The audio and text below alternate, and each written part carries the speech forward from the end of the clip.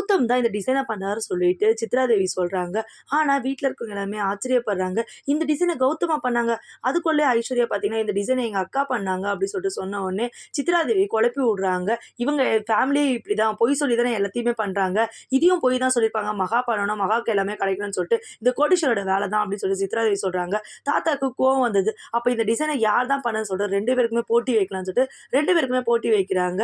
கௌதமும் பார்த்தீங்கன்னா, மகாவுக்கு ஈக்குவலாவே அந்த டிசைன பண்ணிறாரு. மகாவும் அந்த டிசைன பண்ணிறாங்க. எல்லாருக்குமே கன்ஃப்யூஷன் ஆயிடுது. யார் தான் பண்ணாங்கன்னு சொல்லிட்டு. சரி இன்னொரு போட்டி வைக்கலான்னு சொல்லிட்டு ஒரு டிசைன தாத்தா சொல்றாங்க. அதுக்கேத்த மாரி யார் பண்றீங்களோ, அதுதான் இவங்க பண்ணாங்கன்னு சொல்லிட்டு நாங்க முடிவு எடுத்துக்கிறோம்னு சொல்லிட்டு, தாத்தா ஒரு வகையான டிசைன சொல்றாரு. அந்த டிசைன மகா நல்லா கேட்ச் பண்ணிக்கிட்டு, நல்லா டிசைன் பண்ணி தாத்தா கையில குடுக்குறாங்க. அவரும் இப்ப கௌதமும் பார்த்தீங்கன்னா குடுக்குறாங்க. ஆனா மகா தான் அந்த டிசைன நல்லா பண்ணியிருப்பாங்க சூப்பரா. கௌதம் வந்து நல்லா பண்ணியிருக்க மாட்டாரு. இதுலேருந்து தெரியுது சித்ராதேவி நீயும் உன் புள்ளையும் பொய் சொல்லிட்டு இருக்கீங்க. மகா தான் இந்த டிசைன் பண்ணான்னு சொல்லிட்டு மகாவ பார்த்தீங்கன்னா எல்லாருமே பாராட்டுறாங்க. கௌதம் அவமானப்பட்டு, அசிங்கப்பட்டுட்டு நிக்கிறாரு. சித்ராதேவியால ஒண்ணுமே பேச முடியல. எதுக்கு இப்படி பொய் சொன்னீங்கன்னு சொல்லிட்டு எல்லாருமே வந்து சித்ராதேவி இது பார்த்தீங்கன்னா ராஜலட்சுமிக்கு ரொம்பவும் புடிச்சிருந்துச்சு. மகாவ கொஞ்சம் கொஞ்சமா புரிஞ்சுக்க ஆரம்பிச்சுட்டாங்க. மகாவால தான் இந்த கான்ட்ராக்ட் கிடைச்சிச்சு. ரொம்ப சந்தோஷம். பெரிய கான்ட்ராக்ட் அப்படின்னு சொல்லிட்டு எல்லாரும் சந்தோஷப்படுறாங்க.